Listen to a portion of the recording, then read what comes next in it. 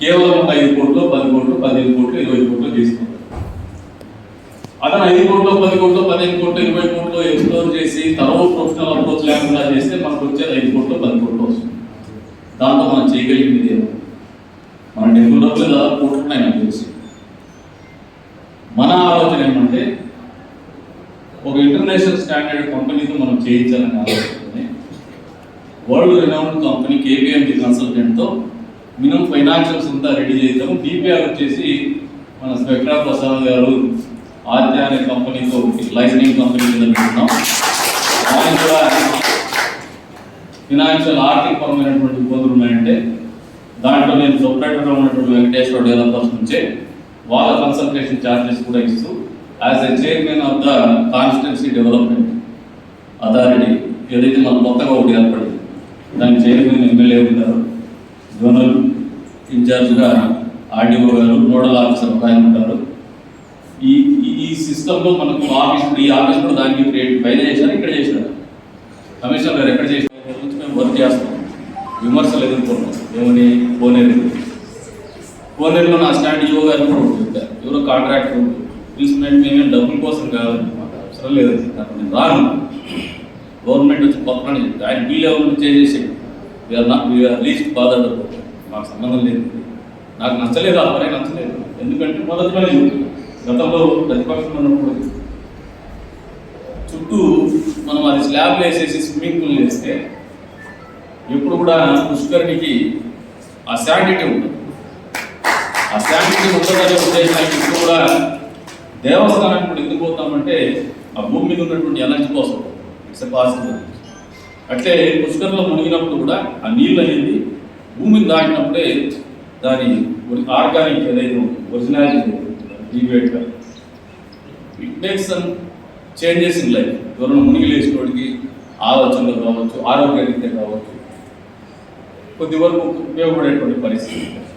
ఆ కాంటెక్స్ట్లోనే ఆ పుష్కర్ని కూడా నేను పట్టించుకోకపోవడం జరిగింది. కానీ వేరే దీని వెనుక రాజకీయ ఉద్దేశాలు కానీ దురుద్దేశాలు కానీ ఏది లేదని మీ అందరికీ క్లియర్ చేస్తాను. నోట్తో చెప్పేటువంటి విషయాల్ని మనకు అంత ఇంట్రెస్ట్ ఉండదు. బేసిక్ మేము చిన్నపిల్లలప్పుడు చదువుతున్నప్పుడు ఏదైనా చదువుకోండి 4 సార్లు రాయరాని అప్పట్లో మొదటి.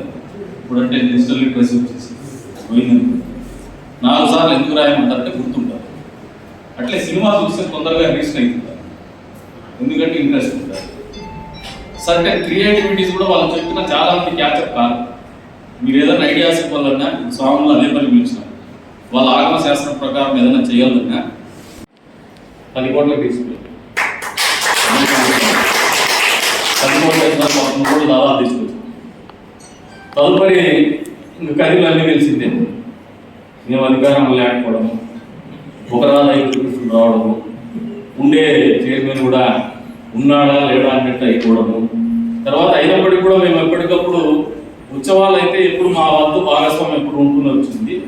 గత ప్రభుత్వ హయాంలో బహుశా మమ్మల్ని ఎంటర్టైన్ చేయకూడదు అనుకున్నారేమో, కానీ అది రాజకీయంగా ఇంకోటో కానీ మేమైతే ఇంటర్ఫియర్ కాలేదు. ఎందుకంటే పాలిటిక్స్ అనేది టెంపుల్లో మాకు ఇష్టం ఉంటుంది, రాజకీయాలు ఇది మనందరికీ మొత్తం.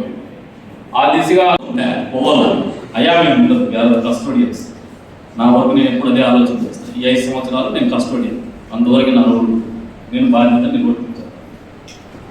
ఆ కార్యక్రమంలో వాళ్ళు నాకు కొంచెం ఎక్స్ప్లెయిన్ చేసి ఎన్ని కాదు. క్రియేటివిటీ అనేది కొద్దిమందికి విజువలైజ్ చేసుకోండి, కొద్దిమంది విజువలైజ్ చేసుకోండి. అందుకోసం ఈ ఆఫీస్ని మనం వాడుకోవచ్చు. మనం స్టాఫ్ కూడా ఇస్తారు వేరే డిపార్ట్మెంట్స్. మనం ఈ ఏరియాలో ఎక్కడైతే మనం డబ్బులు వెచ్చించేటువంటి పరిస్థితుల్లో దాదాపు వీళ్ళ కన్సల్టేషన్ ఛార్జెస్ కావచ్చు, సలహాలన్నీ కూడా ఇది మన ఊరి కోసం చేసుకున్నది, ఏ రాజకీయం కోసం చేసుకున్నది కాదు. మన ప్రజల బాగుంటుందా, వ్యాపారస్తుల బాగుంటుందా, ఈ ప్రాంతము ప్రసిద్ధి చెందాలా, ఇంకా పెద్ద ఎత్తున ఈ క్షేత్రానికి ప్రాశస్తం రావాలంటే కృషి చేస్తామన్నాము. పట్టుదల ప్రోగ్రామ్ మీ అందరి సంకల్పం అదే ఉంటే ఖచ్చితంగా దాని అవుట్పుట్ వస్తుంది. ఎందుకంటే మంచి కోరుకొని 10 మంది మంచి కోరుకొని అడుగేసామంటే దాని ఫలితాలు ఉంటుందని బలంగా నమ్ముతాం. కాబట్టి మీ అందరికీ ఉపోద్ఘాతం కింద చెప్తున్నాను, this is what we are doing. దీన్ని అందుకే కష్టపడాలని ఇబ్బంది ఉంటే కూడా చేయలేదు. మనం ఒకసారి నేను ఉడిపికి ఇన్వైటింగ్ పిలుస్తాను. స్లోగా అక్కడ దగ్గర కూర్చున్నాము, నేను ఆఫీస్లో కూర్చున్నాను. మీ రెవెన్యూ జనరేషన్ ఏంటంటే దాన్ని మొదలు పెడతాను. మొదలు పెడితేనే లేదని నాకు హుషారు ఏం లే, వాళ్ళు ప్రమాణం చేయగలుగుతున్నారు. వై బిగ్ నాట్ ఇవన్నీ కేస్ స్టడీ. మళ్ళీ లైసెన్సింగ్ ఛార్జెస్ కేంద్ర ప్రభుత్వం దగ్గర నిధులు తీసుకొచ్చేటువంటి కేపీఎంలో ఛార్జెస్ కావచ్చు. ఆ ఏరియాలో మేము వర్క్ చేస్తామని చెప్పేసి ప్రభుత్వం డబ్బులు ఇవ్వదు, మేము చేస్తామని ఒక అడుగు ముందుకేసి దాన్ని ముందుకు తీసుకొచ్చేటువంటి ప్రయత్నమే ఈ ప్రయత్నం. అందులో భాగంగానే ఇన్ ప్రిన్సిపల్ ఒకటి ఇది దాదాపు ఒక 4-5 నెలల నుంచి ఎక్సర్సైజ్ చేస్తున్నాం. ఈ 4-5 నెలల ఎక్సర్సైజ్లో ఒకసారి ప్రిలిమినరీ డిస్కషన్ అయిన తర్వాత నేను వారికి తెలియజెప్పింది ఏమంటే, నేను ఒక్కరిని చేస్తే దానికి ఫలితాలు రావు, అందరి భాగస్వామ్యం అవసరం. ఊరి పని ఏ ఒక్కరితో కాదు.